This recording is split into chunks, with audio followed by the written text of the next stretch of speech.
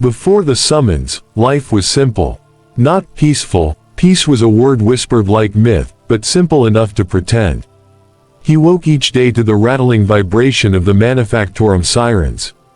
The world smelled of iron dust and burning coolant, and the sky carried the permanent gray smudge of factories that had outlived empires. But it was life, and it was his. His name was Cale Voran, and he had never traveled farther than the walking distance between his sleeping block and the metal stamping lines where he worked 12 hours a day compressing armored plates for machines he would never see. Cale was ordinary in every measurable way. Unremarkable height, unremarkable skill, unremarkable ambition, yet harboring dreams that felt enormous because they belonged only to him. He dreamed of saving enough credits to buy a small stall near the transit hub, selling parts, scrap, anything that wasn't chained to a shift cycle and a foreman's glare. He dreamed of asking Mara, the girl from the ration distribution queue, if she'd like to share a meal not rushed by the ticking of the quota clock. He dreamed of growing old, not glorious, just old. A modest dream in a galaxy that demanded blood from anyone foolish enough to hope. This part of the city was welded together more like a graveyard than a home. Towering stacks of living quarters crammed atop each other, metal skeletons rusted by rain that carried chemicals too complex to name and too dangerous to question. Children didn't play here, they scavenged. Elders didn't retire, they collapsed. Cale had learned early that the only reward for loyalty was more work. But even then, resignation had its comforts. Routine made him feel invisible, and invisibility meant survival. Rumors of war existed, of course. They always had. Soldiers occasionally passed through, not the proud warriors from the grand victory posters plastered on ration shop walls, but hardened, exhausted husks who returned for one night of drink and silence. They stared at empty glasses like they once held memories too painful to swallow. None of them ever stayed long. Some refused to sleep indoors, muttering about walls that weren't walls and voices that weren't voices. People crossed the street to avoid them. Cale wasn't sure if it was fear or pity that drove the distance. Announcements erupted from the loudspeakers bolted to nearly every structure. Glorifying victory, condemning enemies, promising salvation, the kind of salvation that always required someone else's body to purchase. But the war was a galaxy away, fought by heroes and criminals, two categories that seemed interchangeable. People like Cale. They stamped metal and prayed their names never appeared on any official list. But there were signs, subtle at first, that something had shifted. Shuttle landings increased. Patrols doubled. Entire blocks were sealed without explanation. Men Cale knew simply vanished. No ceremony. No farewell. It was whispered that conscription had begun again, but only in hushed corners, only with glances to ensure no listening devices blinked awake. Cale ignored it. Denial was cheaper than fear, and fear cost sanity. He focused on counting bolts, on the repetitive clang of machinery that drowned thought. On imagining the stall, the small life, the quiet existence. Until that morning, cold, silent, wrong. The siren that woke the city wasn't the manufactorum signal. It was deeper, slower, a sound that made bones feel hollow. Doors slammed open. Boots thundered the metal walkways. Commands echoed through amplifiers. By order of the Astra Militarum, present yourselves for immediate census. Census was a lie. Everyone knew that. Cale stood in his doorway, ration tin still in hand, as armored soldiers marched down the corridor. There, visors reflected faces, confused, terrified, resigned, but offered nothing human in return. A clerk with a datapad read names with mechanical indifference. One by one, citizens stepped forward. One by one, they were shackled. Cale listened, heartbeat pounding against ribs like fists against a sealed door. He hoped, irrationally, that perhaps his name, so ordinary and common, would be overlooked. Then he heard it. Voran, Cale. A pause. As if the universe itself took a breath. Neighbors looked at him with the expression people reserve for funerals. Not tragic, inevitable. The soldier didn't ask, he took. A hand on Kale's shoulder forced him forward. Kale tried to speak, to bargain, but his voice cracked under the weight of fear, sounding smaller than he had ever felt. I haven't done anything. The clerk didn't look up. No one has, he replied flatly. That's the point. And just like that, the door of his life shut behind him. Not slammed, closed quietly, permanently. Kale realized in that moment that being ordinary didn't save him. It made him replaceable. And as the shuttle bay swallowed the newly chosen, he understood something far more horrifying. He was not going to serve. He was going to disappear. Because for Kale Voran, that question wasn't philosophical, it became reality the moment shackles clicked shut around his wrists. They didn't shout. They didn't threaten. They didn't need to. The silence of soldiers who have done this 1,000 times is far more terrifying than the anger of those doing it for the first. Kale and the others were marched through the industrial veins of the city like spare parts floating toward disassembly. People watched from windows, their eyes saying what their lips feared, better him than me. The shuttle loomed like a metal tomb, no banners, no emblems, no proud symbols of service, just steel, welds, and emptiness. As Kale crossed the threshold, the sound inside changed. No wind, no hum of city life, only the faint sobs of others already seated, bound to benches bolted to the walls. He searched faces desperately, not for comfort, just recognition, familiarity, proof that some fragment of the world he knew still existed. But every face reflected the same expression, stunned disbelief slowly turning into dread. And dread has a smell, cold sweat, hot tears, and the metallic sting of fear swallowing hope. The hatch sealed with a final hiss that didn't just close a door, it erased a life. The shuttle jolted upward with no announcement, no reassurance, no instructions. Kale felt the pull of acceleration press him into the bench, as heavy as the realization that he wasn't coming back. Not for his dreams, not for his stall, not for Mara, if she even knew. Now, before we go deeper, let me tell you this, if you watch this story until the end, you'll learn the one truth the Imperium never wants its people to understand about the Imperial Guard, the truth kept buried beneath medals, banners, and victorious hymns. Because it isn't glory that drags ordinary humans into war, it's something far colder. The shuttle's engines roared, and outside the small reinforced viewing slit, Kale watched the city shrink, not majestically, not symbolically, just brutally. Like watching your own memory fade in real time. Someone whispered a prayer, someone cursed the Emperor, someone else laughed, the wrong kind of laugh, the kind that tells you something inside them already broke. The steel vessel climbed through clouds and smog and pollution until there was no trace of the world below. Only black, not space, not stars, just the kind of void that makes a person feel like nothing. Kale didn't know if they were headed to training or execution. He didn't know if his family would be notified, compensated, or simply forced to. Forget him. He didn't know that the Imperium doesn't inform, doesn't compensate, and definitely doesn't forget. Kale thought the worst part was being taken.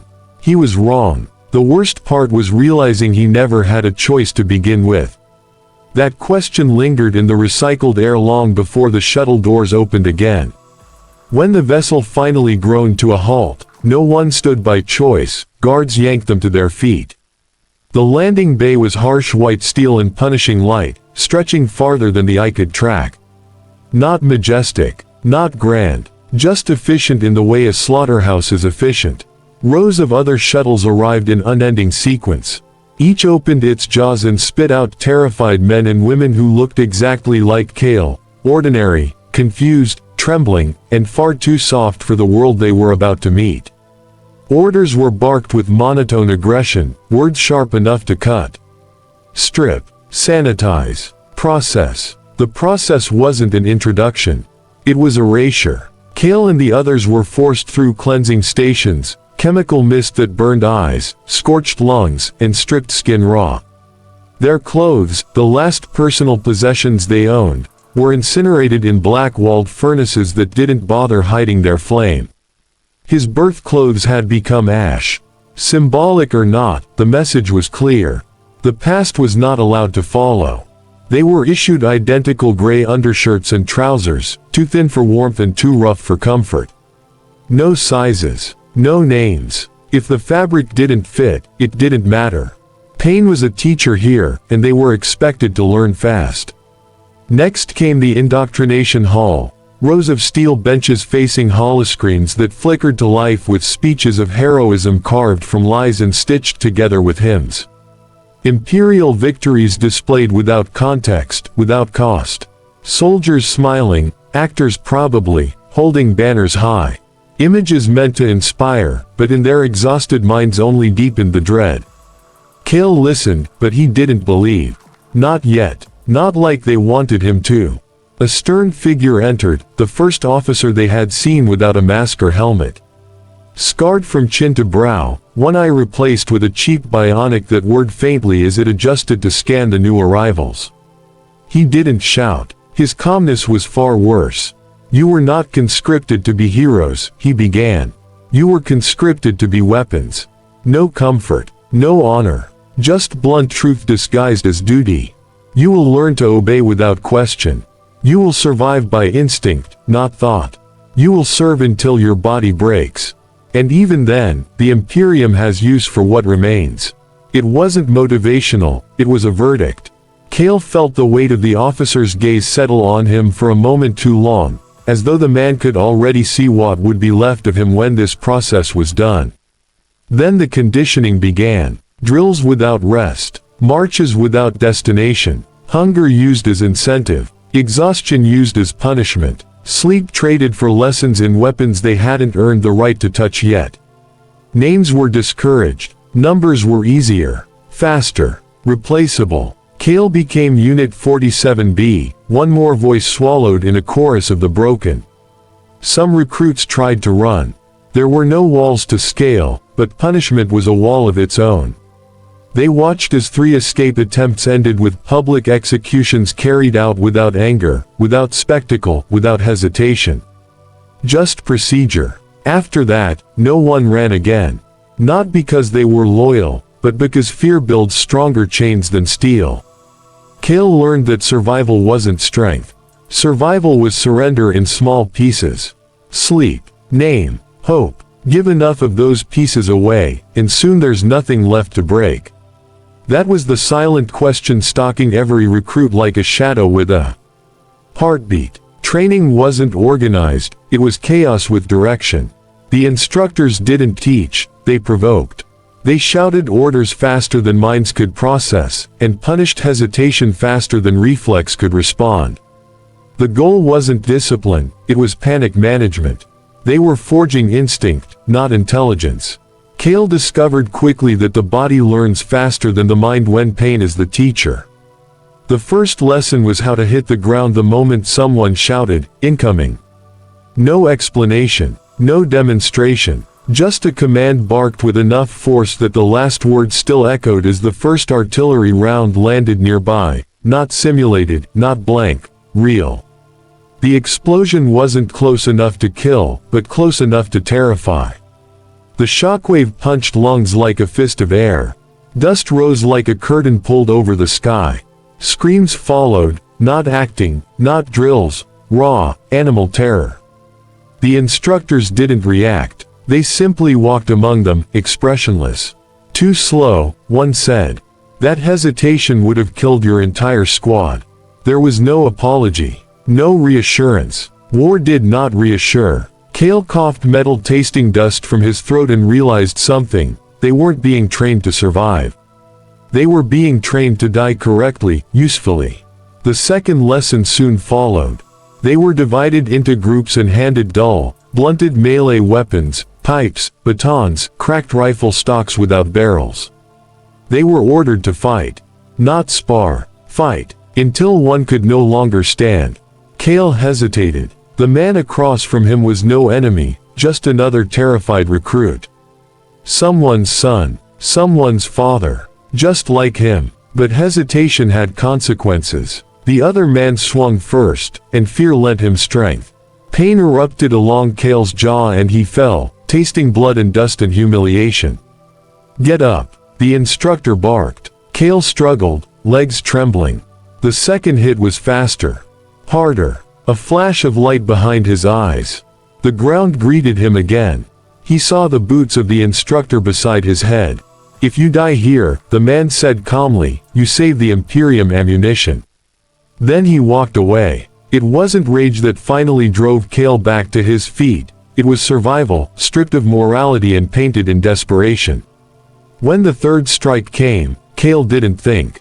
He reacted. He blocked. He countered. He swung. The sound of pipe hitting flesh is unforgettable, wet, sharp, sickeningly final.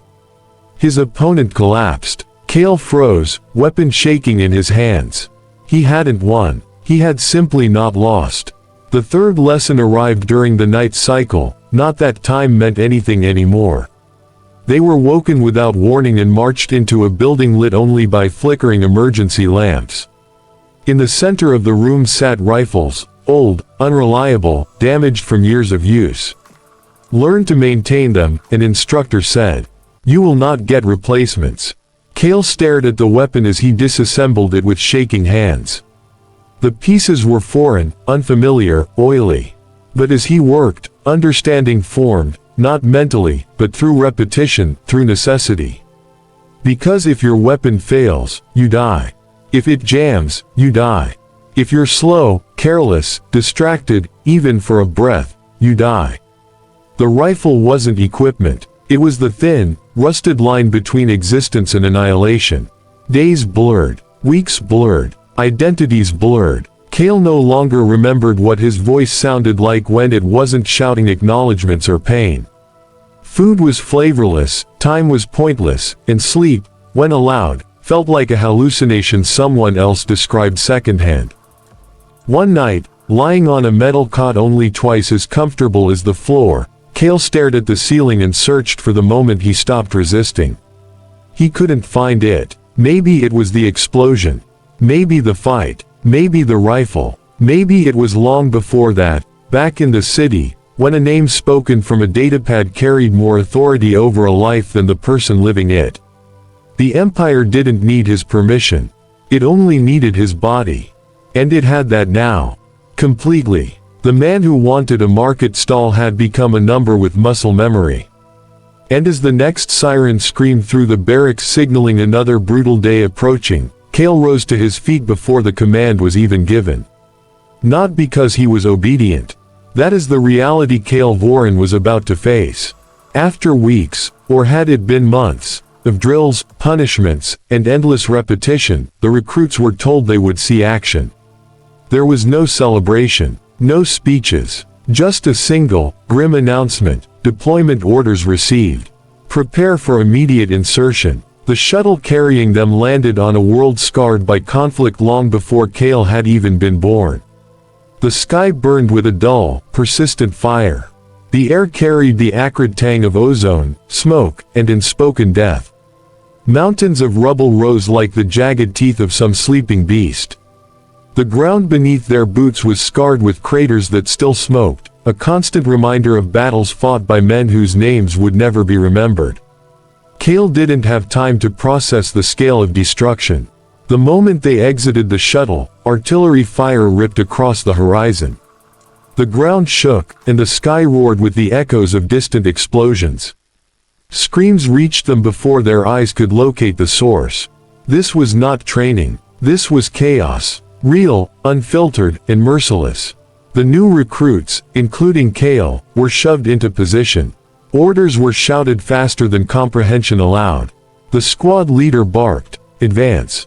Hold your positions. Fire when ready." Cale realized immediately that he didn't know who the enemy was, how many there were, or if surviving this drop was even likely. All he knew was the instinct drilled into him: obey, survive, or die. The first shots were deafening. Bolter fire cracked through the air like thunder, tearing apart the terrain and the bodies that moved too slowly. Men fell around Cale before he could even blink. Blood mixed with dust and mud. The smell of gunpowder and burned flesh filled his nostrils. It was worse than any nightmare he had ever imagined, because this was real. There was no waking up. There was no end. Cale fired his weapon, hands shaking violently. He hit targets, not because he aimed with skill, but because instinct demanded it. Somewhere behind him, someone screamed. It might have been a comrade.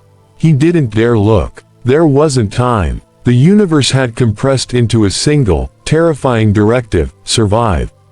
And yet, amidst the chaos, he began to notice the first, subtle changes. The fear that had once crippled him was now sharp, focused.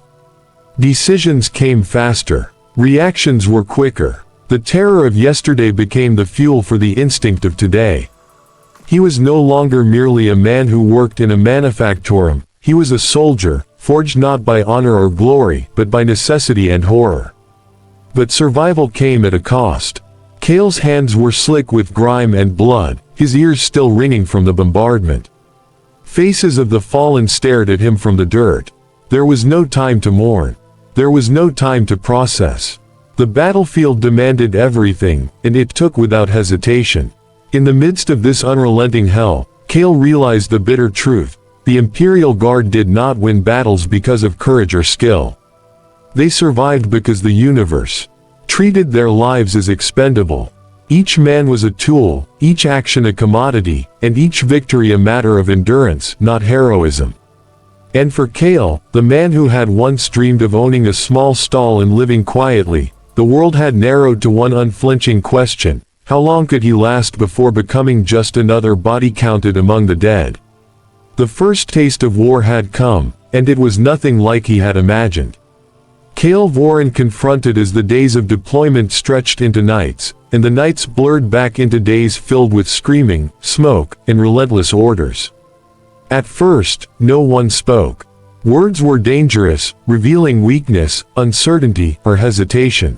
The recruits had been stripped of names, assigned numbers instead, and told that individuality was irrelevant. But survival forced connection, whether the officers approved or not. Cale began noticing the subtle signs of loyalty forming among those who shared his fear. A hand steadying another under fire. A whispered warning before an ambush. Eyes meeting across the battlefield and silently acknowledging, "We're in this together, or we die separately." He remembered Jarek, a tall man with a crooked smile, whose laughter in the darkest moments felt like a lifeline.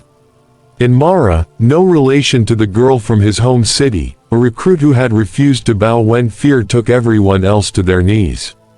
They didn't speak much, it wasn't safe.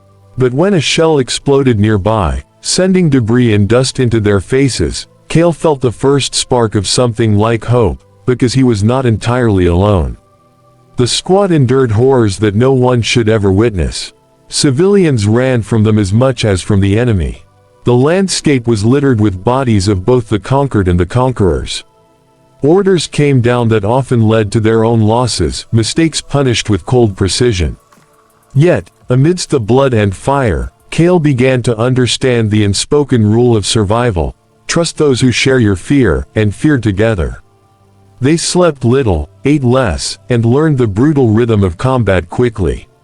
Friendships were forged not in comfort but in crisis.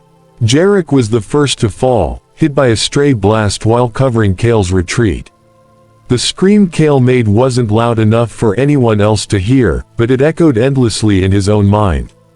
Mara's hand pressed against his shoulder afterwards, not with words, but with a silent understanding: keep moving, or die. In these moments, Cale learned the cruelest lesson of all: the Imperial Guard didn't make heroes. They made survivors. And survival often required decisions that no ordinary human was meant to face: choosing who lives and who dies, or simply keeping moving while the world burns. Even amidst the despair, small acts of defiance or humor crept in. A joke whispered under cover of darkness, a shared sip of rationed water, a quiet acknowledgement of a life that once existed outside this hell. These fleeting moments became lifelines, threads holding together minds on the edge of collapse. Cale realized that his comrades were no longer just people, each one carried pieces of the humanity he feared losing. In a place designed to erase identity and crush spirit, these bonds became the only reason to remain tethered to reality. And yet, the true test was coming. The next mission wouldn't just challenge their bodies, it would challenge the very essence of their humanity. The camaraderie that had begun to form was fragile, a thin shield against the inevitable truth. In the Imperial Guard, nothing survives unscarred. Vorin faced when orders came down from officers who were distant, detached, and utterly indifferent to the human cost. The next operation was described in vague terms. They were to advance through a contested valley, clear enemy positions, and hold it until reinforcements arrived. The valley itself was a cratered wasteland, scarred from countless prior battles. Visibility was near zero from smoke and debris, and the ground was littered with remnants of soldiers, some human, some not, who had failed before them. Kale's squad followed commands with precision drilled into them over months of punishment and conditioning. Yet as they advanced, it became painfully clear that the orders were flawed. Artillery struck at coordinates that included their own positions. Recon data was incomplete. The enemy seemed to anticipate every move before it was made. Men fell around Kale in numbers that could not be counted, screaming in pain as the squad was forced forward. The squad leader's voice was calm but deadly. "Advance," he barked. "Hold the line." And Kale realized that it wasn't the enemy that was the greatest threat, it was the chain of command itself. Each instruction seemed designed not to win battles but to test endurance, obedience, and the limits of fear. During a brief lull, Kale watched his comrades.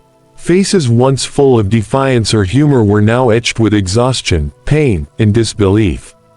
Even Jarek, who had returned after a near-death injury, looked hollow-eyed. The bond of camaraderie had not vanished, but it was stretched tight, fraying at the edges under relentless stress.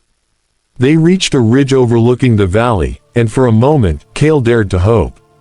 Perhaps this mission was survivable. Perhaps they could finish it without more loss. Then the orders arrived: fall back. Covering fire only. Sacrifice your unit if necessary to secure extraction. Sacrifice. His stomach twisted. The words were not metaphors. The officer's voice made no apologies. There was no discussion. Compliance was the only option. He realized, in a moment of gut-deep clarity, that the Imperial Guard did not value its soldiers' lives. The soldiers were currency, expendable and endlessly replaceable. Kale fired over the ridge, keeping his head down, feeling the weight of each life lost as if it were his own. A comrade screamed somewhere to his left. Kale couldn't help. Orders demanded that he keep moving, keep firing, keep surviving. Human connection and morality had become luxuries that cost too much. In that valley, Kale understood the cold truth: the Imperial Guard doesn't fight to win. It fights to obey. And obedience kills its own more efficiently than any enemy ever could. He clenched his fists, bloodied and shaking, and whispered to himself, "If this is service, I am no servant. I am a survivor." That was the question hanging over Kale Vorin and his squad as the next wave of combat orders arrived, a set of instructions so reckless, so blatantly suicidal, that the men could hardly believe the command was serious. They were ordered to flank an enemy position across open ground while under heavy artillery fire. Every instinct screamed that the mission was impossible.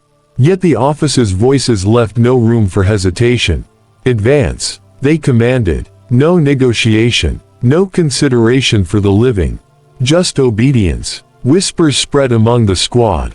"Quiet, careful, desperate. We can't do this, we'll all die." Kale felt the tension in the air, thick as smoke. It was a mutiny in thought, in intent, but never in action. The words were never spoken aloud. Speaking aloud meant death. Obedience was a weapon, and silence was survival. As the squad prepared to move, Kale's mind raced. Could they defy the order? Could they retreat, save themselves, save some fraction of their unit? He glanced at Mara, whose eyes held the same terrified calculation. In that moment, he understood that the difference between life and death was measured not in bravery, but in obedience. They began their advance, moving like shadows through the scarred landscape, bullets kicking up dirt around their boots. Each step was heavy, weighted with fear and resentment. They knew this mission would claim lives. They also knew there was no one to hold accountable. The chain of command was distant, insulated, untouchable. Then it happened. Artillery fire rained down, striking the flanks first, then the center of their formation. Men screamed, fell, and vanished in clouds of dust and flame. Kale's squad reacted with training drilled into muscle memory. Some held their positions, some ran, some froze. None survived unscathed. Amidst the chaos, a senior officer appeared, walking calmly through the devastation, eyes scanning faces as if calculating efficiency. "Maintain formation," he ordered. "Do not falter." A soldier, trembling, lowered his weapon in a moment of hesitation. Another officer saw it and executed him on the spot, swift, silent, and without question. The lesson was clear: questioning orders was death, whether by enemy or by your own leaders. Kale realized that the mutiny he had imagined was never an option. The choice between life and death was an illusion, there was only obedience. The Imperial Guard didn't tolerate doubt or compassion. The system was designed to grind humans into instruments, erasing hesitation and humanity alike. And yet, despite the terror, the squad moved forward.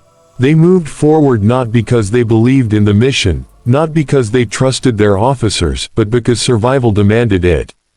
Every step was a surrender, and every life lost was a lesson in the cruel calculus of the Imperium. Kale's mind burned with the bitter truth: loyalty was optional.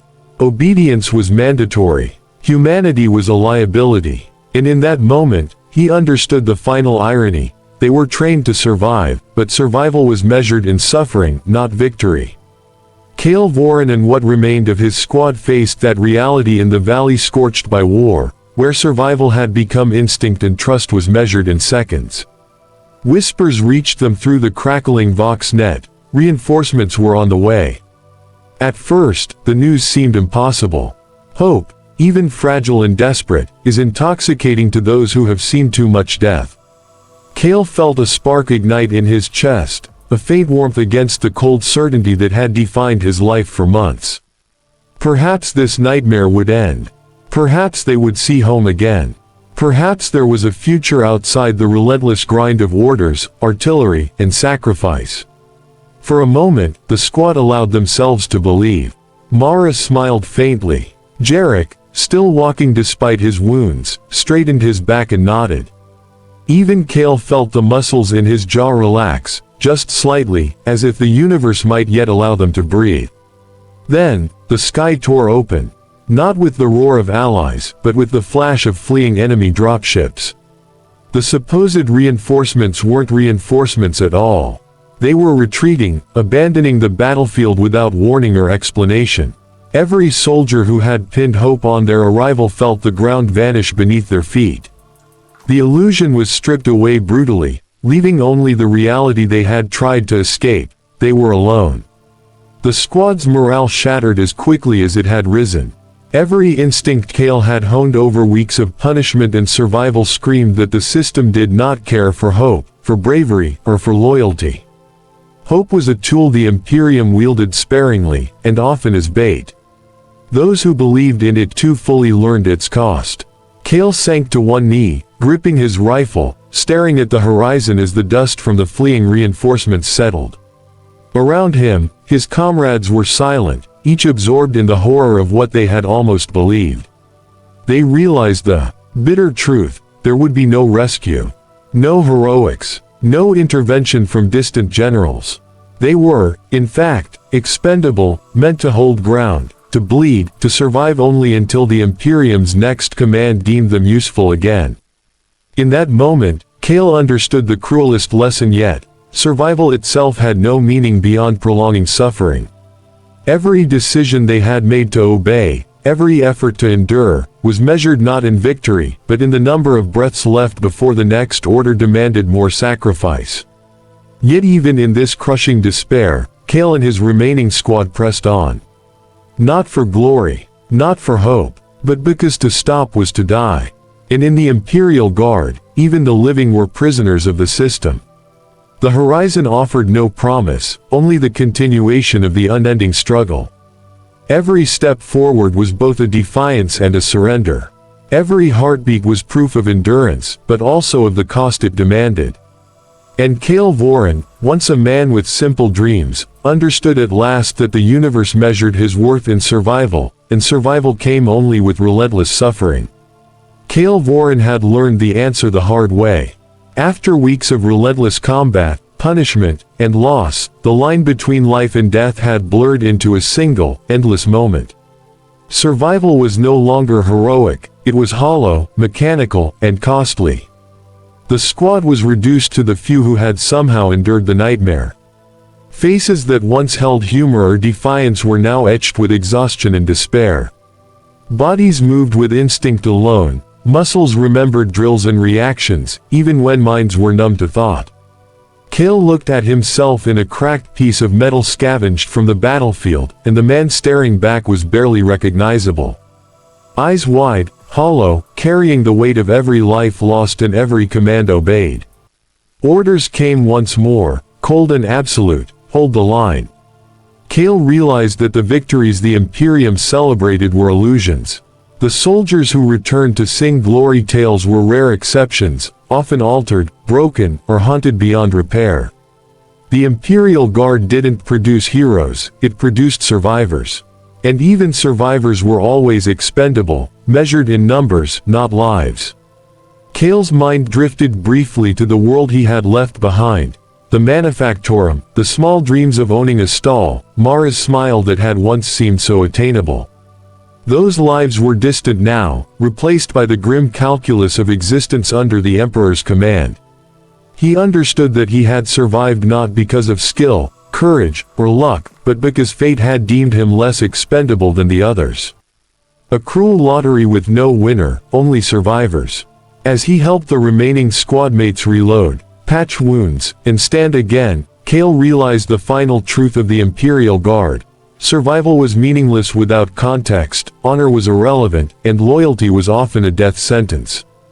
The universe did not reward those who fought bravely, it only kept tally of the living. And in that silent acknowledgement, Kael made his peace. Not with glory, not with justice, not with the Empire, but with survival itself.